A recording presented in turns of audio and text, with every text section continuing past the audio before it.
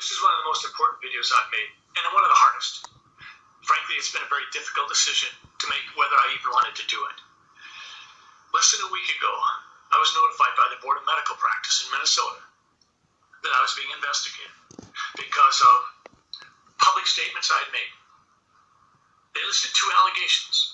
They said I'd been spreading misinformation in regards to the completion of death certificates on a news program, which happened to take place on April 7th. And you could find that one. It was with Chris Berg if you wanted to. And the other allegation was that I provided reckless advice in my willingness to compare COVID-19 and the flu. When I got this letter, I was ticked. And quite frankly, I leaned into the comfort and wisdom of my family to help them, let them walk me and talk me off the cliff. But doggone it, if this could happen to me, my view is it could happen to anybody. I mean, I've been a family doc for 40 years. I work hard. I love my patients. I do house calls. I've been medical director. I've held staff positions in hospitals to help make things work better. I've been in the Senate for 4 years and I've learned a lot. I've never had anything like this happen. Shoot 'em out. 5 years ago, I was named the Minnesota Family Doctor of the Year in Minnesota. And I get this because a couple people complained, and I don't get to know who those people are. I don't know if they're routinely in a political camp, if they're activists. I've gone online and looked at what it takes to complete a complaint that the Board of Medical Practice has to follow up on. It's a one-page deal. You can say what you want. You could be a huge donor for the other party, and I wouldn't get to know it. I wouldn't get to know if you live in my district. I don't get to know anything. I checked. So, here I am. I've spent the better part of the last 6 days preparing a response. I understand how important the work is that the Board of Medical Practice does. I mean, physicians do screw up. Two of the big areas where physicians mess up is inappropriate sexual behavior, inappropriate self-medicating, certainly with opiates. But this is an odd position for me to be in. And I am just stunned. But I should have seen it coming. Because I saw the threats on social media. I've seen them for the last 2 or 3 months. I've seen them come from physicians. I've seen them come from people in all walk of life. They didn't agree with me. They didn't like it. That I was trying to provide some context for the flu, for COVID-19. We've had some 40,000 cases of COVID-19 in Minnesota thus far. According to the Department of Health people, that might translate into 10 times that many. And if it does translate into 10 times that many, that's 350,000 cases. But in 2018, we had more than 500,000 Minnesotans with the flu. When I say that, am I recklessly giving you advice regarding COVID-19 and the flu? Dr. Anthony Fauci has come out and compared them all the time. Dr. Mike Osterholm has. In terms of the death certificates, on April 3rd, I got an email from the Department of Health that said very clearly that we should report COVID-19 on death certificates if it is assumed to have caused or contributed. Well, that's not how we do death certificates. The official ICD-10 coding for April 1st, 2020 through September 30th, 2020, during the time frame in question, says this: if the provider documents suspected, possible, probable, or inconclusive COVID-19, do not assign U07.1, which is COVID-19 disease. It says, assign a code explaining the reason for the encounter, such as fever, or a cough, or shortness of breath. That's what the official instructions say. So, I get this on April 3rd. I end up inadvertently, sort of accidentally, running it up the flagpole with Chris Berg on April 7th. And what happens? The Department of Health, a few days later, comes out with a clarification. And then a few weeks later, they come out with another clarification. And I appreciate it. Fact of the matter is, I'm proud of the Department of Health in Minnesota for saying we are not going to list non-confirmed cases as deaths in Minnesota. we're going to put an asterisk by them, and we'll follow up on those later. But that's not what Pennsylvania was doing. That's why they had to subtract 200 patients from their COVID-19 death count. Colorado did the same thing. New York went the other direction. New York said, we're having more deaths in a certain period than we normally have, so those deaths must be COVID-19. We just didn't pick them up. So never mind the testing. We're adding 3,700 to our total, and well, that does increase our total by 50%. So I'm in a position where I have to explain that I wasn't spreading misinformation. And I'm not being reckless when I talk about COVID-19 and influenza both being single-stranded RNA viruses that are respiratory in nature with similar symptoms and can be spread through particulate matter and aerosol transmission. I've got an 8-page document that I put together for the Board of Medical Practice, and let me be clear.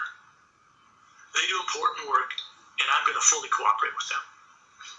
I also have some 70 pages of attachments, and in the attachments, I've got the Pennsylvania Department of Health slashing their numbers by 201. I've got the Department of Health in Illinois, where one of the directors says that just because we put COVID-19 down on the death certificate as cause of death, that doesn't mean the patient died of COVID-19. She said that. Dr. Fauci, when he talks about influenza, he was the lead article in this New England Journal article, and he said this: if one assumes that the number of asymptomatic or minimally symptomatic cases for COVID-19 is several times as high as the number of reported cases, the case fatality rate may be considerably less than 1%. This suggests that the overall clinical consequences of COVID-19 may ultimately be more akin to those of a severe seasonal influenza. That was Dr. Fauci. And, oh, by the way, one of the contributing authors was Dr. Robert Redfield, the head of the CDC. Dr. Osterholm is a well-regarded epidemiologist, and he was saying this in the middle of March. He said, the flu has become a pandemic more than once and has killed millions of people. It still exists today. Unfortunately, we now have on our hands something else, but it's caused by coronavirus, which is acting very much like influenza. Folks, do I feel targeted? Yeah, I do. Do I know who my accusers are? No, I don't get to know. Could I be disciplined by the Board of Medical Practice? Well, sure I can. There's 2 allegations they're investigating.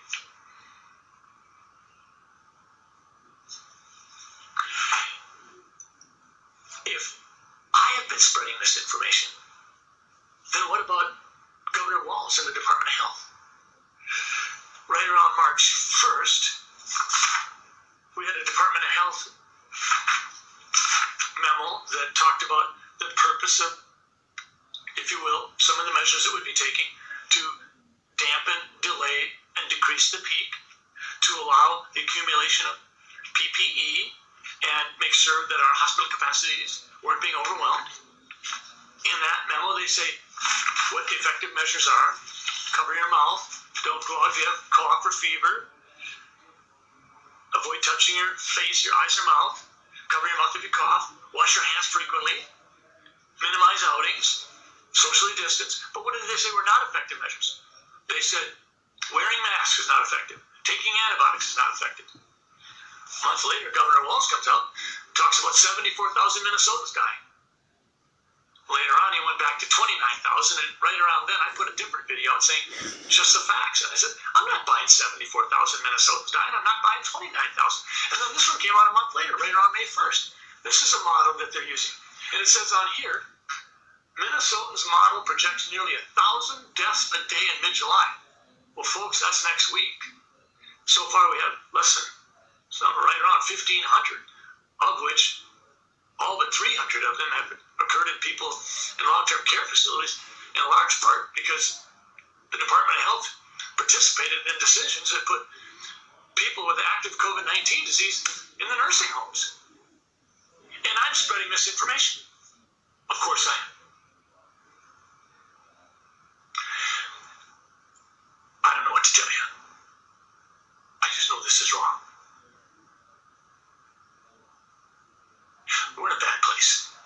asked me the other day, Scott, why did 911 pull us together as Americans so much? And why is COVID-19 breaking us apart?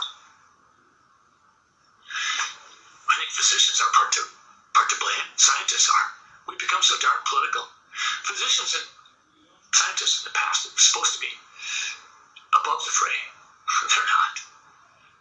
I have this odd set of hats I'm wearing because I'm the vice chair of the Health and Human Services Committee in the Senate, and I'm involved in policy discussions and involved in bills that deal with providing relief for COVID-19. And on the other hand, I've been a physician in the trenches for 35 years.